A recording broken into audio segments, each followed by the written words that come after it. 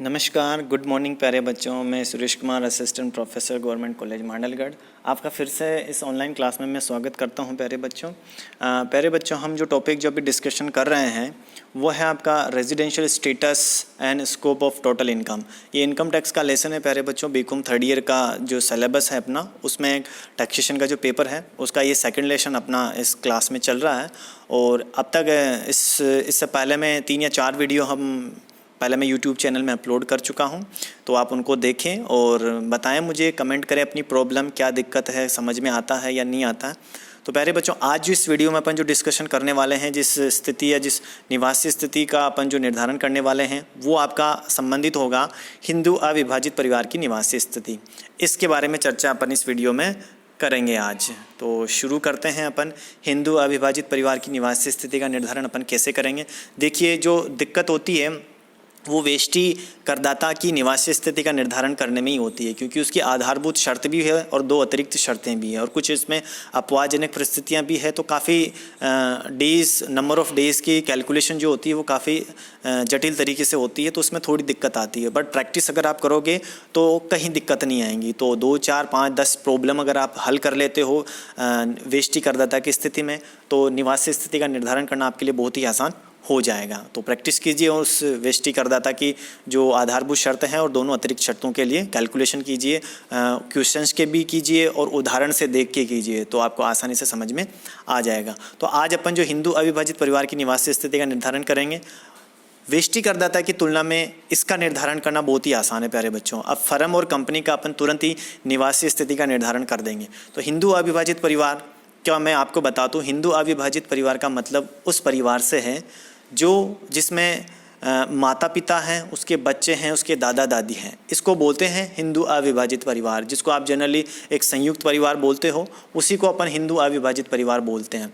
ठीक है, इसकी अलग अलग डेफिनेशन इसके हिंदू अविभाजित परिवार के लिए कानून बना हुआ है, किसको किस तरह से हिंदू अविभाजित परिवार बोलेंगे। तो बेसिकली जिस परिवार में माता पिता होते हैं, उनके बच्चे होते हैं और उनके दादा दादी होते हैं या उनके आश्रित रहते हैं, उनके भाई वगैरह रहते हैं, ऐसे परिवार को हिंदू अविभाजित परिवार कहते हैं। मतलब कि जो इस परिवार का विभाजन नहीं हो रखा है, सारे लोग मिलकर एक साथ रहते हैं बेसिक सामान्य परिस्थितियों में, उसको हिंदू अविभाजित परिवार कहते हैं।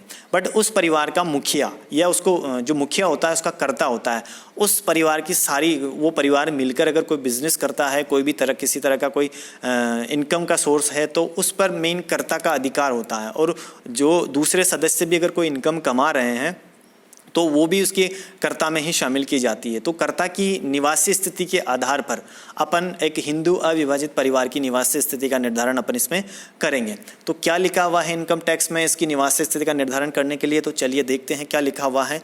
निवासी और अनिवासी, और साधारण निवासी और असाधारण निवासी, जैसा कि वेष्टि करदाता की स्थिति में पॉसिबल था, वैसे ही इसमें भी 3-4 कंडीशन होंगी। एक तो निवासी, और निवासी को भी साधारण और असाधारण निवासी में अपन इसको डिवाइड करेंगे, और एक हो जाएगा अनिवासी। तो 3 परिस्थितियां इसकी डिसाइड करनी है, साधारण निवासी, असाधारण निवासी और एक अनिवासी। कब कब बनेगा ये इस तरह का, तो देखिए, अगर एक हिंदू अविभाजित परिवार भारत में निवासी है, यदि उसके क्रियाकलापों का प्रबंध तथा नियंत्रण अंशतः या पूर्णतः भारत में स्थित है।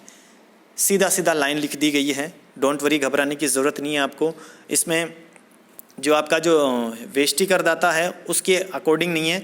अगर कोई हिंदू अविभाजित परिवार है और उसका कोई व्यवसाय है और उस व्यवसाय की क्रियाकलापों या उस व्यवसाय का प्रबंध और नियंत्रण अगर भारत से किया जाता है, या तो पूर्णतः या पूरी तरह से किया जाता है या अंशतः किया जाता है, तो वो हिंदू अविभाजित परिवार भारत में निवासी होगा। सिंपल है। और अगर प्रबंध नियंत्रण का जो भाग विदेश में है, समझ रहे हो, प्रबंध नियंत्रण पूरी तरह से विदेश में है, क्योंकि अगर अंशतः अगर भारत में हो जाएगा, अगर थोड़ा सा भी प्रबंध नियंत्रण भारत में हो जाएगा तो वो भारत का निवासी हो जाएगा। यानी कि प्रबंध नियंत्रण का अगर प्रबंध नियंत्रण अगर पूरी तरह से विदेश से हो रहा है उस हिंदू अविभाजित परिवार का, तो वो क्या हो जाएगा, अनिवासी। यानी कि कोई हिंदू अविभाजित परिवार भारत में रह रहा है, ठीक है, अगर उसका प्रबंध नियंत्रण पूरी तरह से या आंशिक तौर पर भारत से हो रहा है तो वो निवासी है। अगर जो परिवार हिंदू अविभाजित परिवार है और भारत में रह रहा है और उसका पूरी तरह से प्रबंध नियंत्रण विदेश से हो रहा है, तो वो आपका भारत में अनिवासी हो जाएगा। क्लियर है आपका ये, ठीक है। अब नियंत्रण एवं प्रबंध शब्द का अर्थ आप अच्छी तरह से समझ सकते हो। इसमें लिखा गया है धारा 6 में दिया गया है। इसका अर्थ ये होता है केंद्रीय नियंत्रण प्रबंध न कि सेवा कर्मचारियों या एजेंटों द्वारा दिन प्रतिदिन के व्यवसाय को चलाना। केंद्रीय नियंत्रण होना चाहिए, मतलब आपका स्वामी, जैसे कि कोई कंपनी है तो उसका मैनेजमेंट डायरेक्टर उसके कहाँ पर स्थित है, या फिर एक हिंदू अविभाजित परिवार की बात कर रहे हैं अपन, यानी कि उसका जो कर्ता है, मेन मुखिया जो है, वो कहाँ से उसका प्रबंध नियंत्रण कर रहा है। अगर किसी व्यवसाय में अगर आपने कर्मचारी लगा रखे हैं, जैसे हिंदू अविभाजित परिवार का कोई व्यवसाय है और व्यवसाय को कर्मचारी चलाते हैं, और वो कर्मचारी हिंदू अविभाजित परिवार के सदस्य तो इंडिया में रहते हैं और वो यहीं से प्रबंध नियंत्रण करते हैं, ठीक है। बट अगर कर्मचारी विदेश में व्यवसाय है बट उसका प्रबंध नियंत्रण इंडिया से कर रहे हैं, और जो कर्मचारी हैं वो विदेश में रहकर उस व्यवसाय को संचालित कर रहे हैं, ठीक है, बट प्रबंध नियंत्रण तो यहाँ इंडिया से हो रहा है ना उसका, क्योंकि उसका कर्ता, उसके सदस्य, उस हिंदू अविभाजित परिवार के सदस्य तो जो उसके स्वामी हैं वो इंडिया में हैं, तो वो परिवार आपका क्या हो जाएगा, भारत में निवासी। प्रबंध नियंत्रण को आप आसानी से समझ जाओगे, ठीक है, तो ये कोई ज़्यादा दिक्कत नहीं है। अब ये हिंदू अविभाजित परिवार कब साधारण निवासी होगा और कब असाधारण निवासी होगा, इसमें वो 182 दिन वाली और 60 दिन वाली कैलकुलेशन आपको इसमें नहीं करनी है, बल्कि जो अतिरिक्त शर्तें जो वेष्टि करदाता के लिए थी वो ध्यान में रखकर अपने को निर्धारण करना है कि हिंदू अविभाजित परिवार भारत में साधारण निवासी है या असाधारण निवासी है। तो 2 अतिरिक्त शर्तें आपकी जो वेष्टि करदाता के लिए थी वही यहाँ पर हैं कि हिंदू अविभाजित परिवार का कर्ता, ये देखिए यहाँ पर मेंशन है, ये हिंदू अविभाजित परिवार का कर्ता 10 वर्षों में, गत वर्ष से तुरंत पूर्व के 10 वर्षों में 2 वर्ष निवासी होना चाहिए, यानी कि 2 वर्ष में उसका जो प्रबंध नियंत्रण है वो भारत में स्थित होना चाहिए, ठीक है।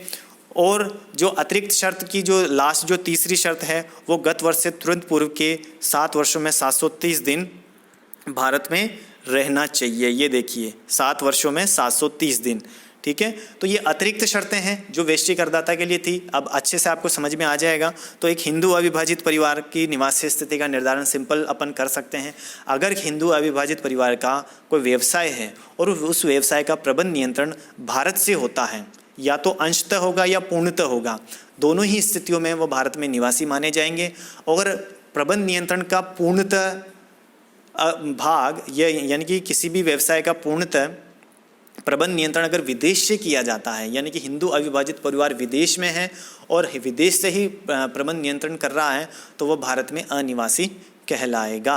और साधारण निवासी तब बोलेंगे अपन, साधारण निवासी कब बोलेंगे, जब गत वर्ष से तुरंत पूर्व के 10 वर्षों में से 2 वर्षों में जो हिंदू अविभाजित परिवार का कर्ता है वो 2 वर्ष साधारण निवासी होना चाहिए। यानी कि 2 वर्षों के लिए उस व्यवसाय हिंदू अविभाजित परिवार का जो प्रबंध नियंत्रण है वो 2 वर्ष कहाँ स्थित होना चाहिए, भारत में, या तो अंशतः या पूर्णतः।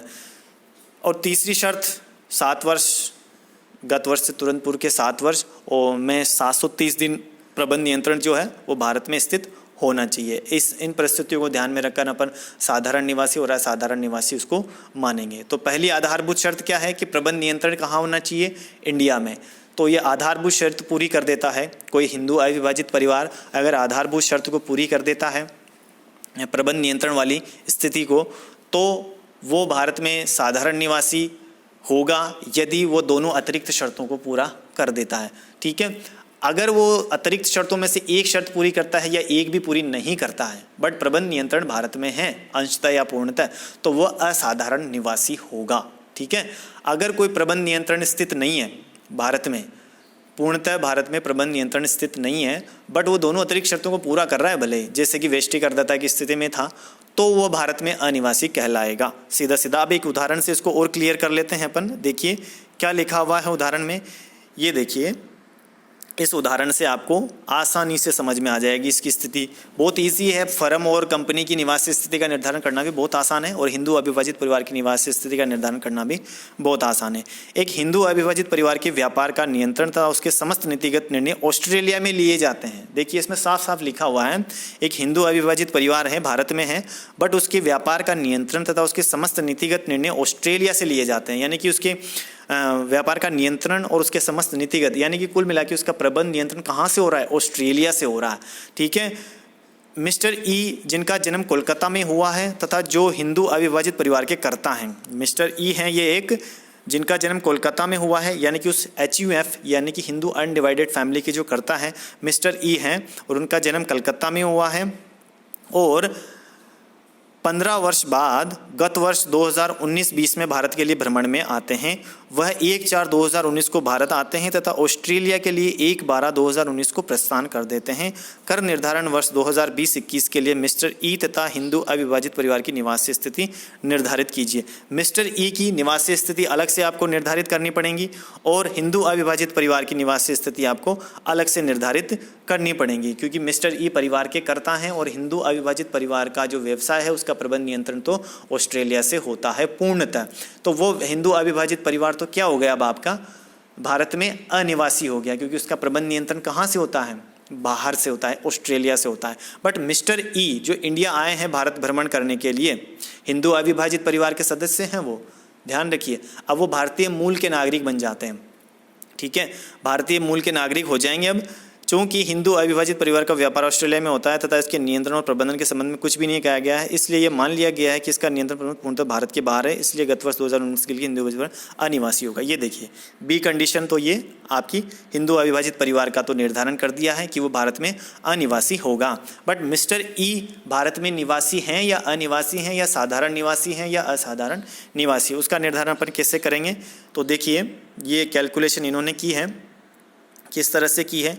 अविभाजित परिवार के हैं और भारत भ्रमण के लिए आते हैं, तो ये अपवादजनक स्थिति है, तो ये 182 दिन भारत में रुकेंगे, तभी इनका निवासी स्थिति का निर्धारण अपन करेंगे। आधारभूत शर्त है कि 182 दिन भारत में रहे, 60 दिन भारत में रहे, और अपवादजनक स्थिति है, भारतीय मूल के नागरिक कहलाएंगे ये अब, क्योंकि ये हिंदू अविभाजित परिवार के सदस्य हैं। हिंदू अविभाजित परिवार का मतलब है भारत जब अविभाजित भारत था उस परिवार के ये सदस्य हैं और भारत भ्रमण के लिए आते हैं।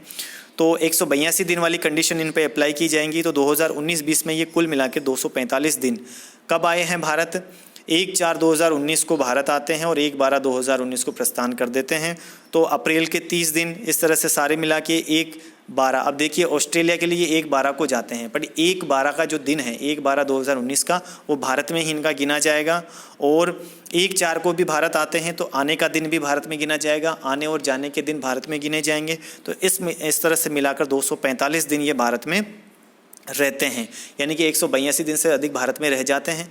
तो ये क्या होगा, आधारभूत शर्त को पूरा कर रहे हैं। आधारभूत की जो 2 परिस्थितियां थी 182 दिन वाली, ये पूरी कर रहे हैं, तो आधारभूत शर्त आपकी पूरी होती है। तो उस हिसाब से ये आपके क्या हो जाते हैं, निवासी। भारत में तो निवासी हैं, बट अब साधारण निवासी हैं या असाधारण निवासी है, क्योंकि ये 15 वर्षों में आते हैं। चूँकि ये 15 वर्षों के बाद भारत आते हैं विजिट करने, भ्रमण करने, तो आपकी जो अतिरिक्त शर्तें हैं उनमें से ये एक भी शर्त पूरी नहीं करेंगे। 10 वर्षों में से 2 वर्ष ये भारत में नहीं आए, क्योंकि 15 वर्षों बाद आए हैं। 7 वर्षों में 730 दिन भी ये भारत में नहीं रहे हैं गत वर्षों में। तो 2 अतिरिक्त शर्तें पूरी नहीं होती है, दोनों में से एक भी पूरी नहीं होती है। एक भी पूरी हो जाती है तो ये असाधारण निवासी हो जाते हैं, बट आधारभूत शर्त ये ज़रूर पूरी कर रहे हैं। तो ये क्या हो गए आपके असाधारण निवासी। निवासी तो हैं बट असाधारण निवासी हैं। तो ये इस उदाहरण से क्लियर हो जाता है आपके।